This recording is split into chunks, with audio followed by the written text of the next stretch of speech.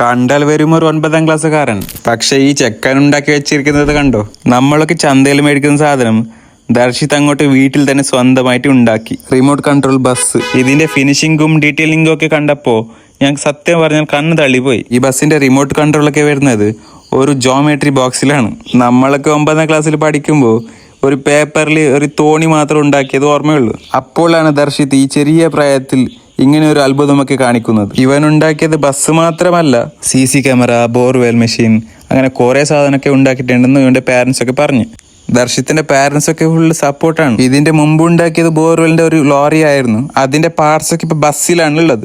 ഇതിന്റെ body, chase എല്ലാം വേറെ വേറെ ചെയ്തിട്ട് കാണിച്ചു. ചെറുപ്പത്തിലൊക്കെ എനിക്ക് റിമോട്ട് വണ്ടിയൊക്കെ എടുക്കണമെന്ന് കുറെ ആഗ്രഹം ഉണ്ടായിരുന്നു. വലുതാവുമ്പോ ഞാൻ ഒന്ന് എടുക്കണമെന്ന് വിചാരിച്ചു. പക്ഷെ ഇനി നമ്മൾ ദർശിത്തിനോട് പറഞ്ഞിട്ട് ഉണ്ടാക്കും. ഞാനൊന്ന് ഓട്ടിച്ച് നോക്കട്ടെ എന്ന് അവന്റെ കയ്യിൽ നിന്ന് റിമോട്ട് എടുത്തു.